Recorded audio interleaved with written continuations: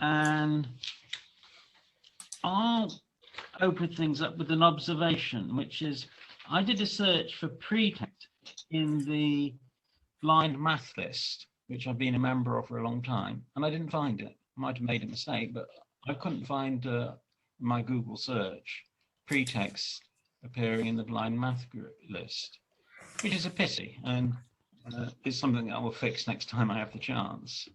So I'm just saying that is a indicator of how we could do better in communication. I think, Jonathan, Hi, David. that's been Is a it David or David? I just wanted to say that's been a conscious thing to not promote pretext too heavily when things aren't quite ready to go.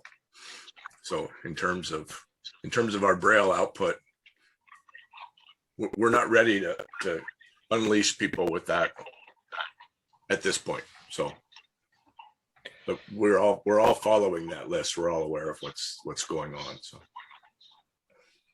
In that case, I won't steal your thunder. One of the things that struck me from the joint mathematical meeting was how Rob Beezer and Volker Sorger getting together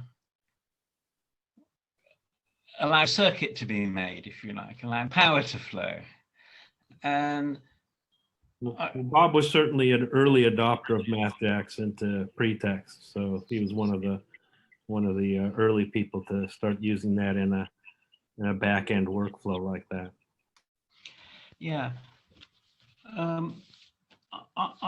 I sort of had two motives for making this the top, for sort of this meeting having the sort of topic it does. The one is what's going on in the LaTeX world, which I mentioned earlier, that they're trying to extend LaTeX so it'll produce accessible PDFs. And then the other is my own experience of the disconnectedness or weakness of communication. And here's an example, which is I was been on the blind math list for a long time, but I didn't know that there was a visually impaired programmers list until somebody mentioned it in the blind math list, and I happened to read that. And I didn't know about the American Publishing House for the blind until very recently, until this year. Now, here's something that's interesting, which is that through the involvement of Paulius from Lithuania in an earlier tech hour, and I met him through the blind math list, I had a contact from a man from the Lithuanian Association for the Blind, saying, can I help with producing math books for the blind, or at least to help give some advice for a publisher? And that sort of stalled for a bit. But actually, Rob Beezer is probably a much better place to do that than I am. But it's a question of knowing all these sort of connections for this to take place. So what I was seeing was meeting regularly and sharing information. That's the sort of thing that I feel there might be the momentum for. And that was the outcome I was looking for. So if you like, I've got a solution looking for a problem. And I hope that you've got problems that are looking for solutions.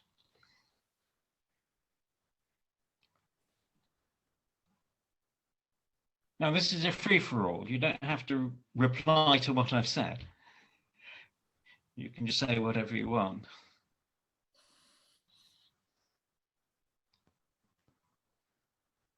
I wanted to add one thing to what I said earlier. We convert pretext to LaTeX, full on LaTeX output to create a PDF. So when this accessibility work starts to mature and there's somebody who wants to invest the time, we can take pretext just like we turn it into very good HTML for screen readers, or we turn it into Braille. We ought to be able to produce a LaTeX file that uses all of the features that are going to come out of the accessibility work without an author having to necessarily learn that package and the best use of it. So that's another thing we should be able to do, but there's nobody working on that because the LaTeX conversion by itself takes a lot of work and there just aren't enough people to go around.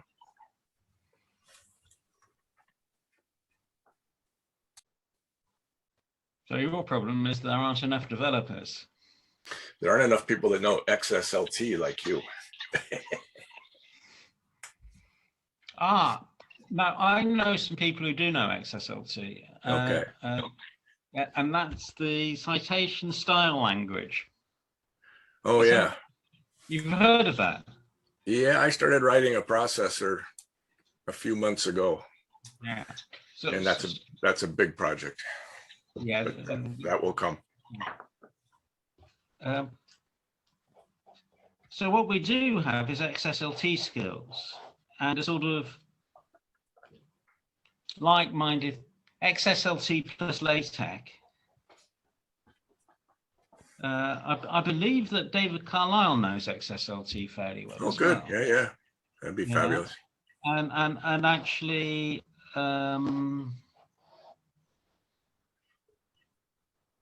Peter Flynn. Oh yeah.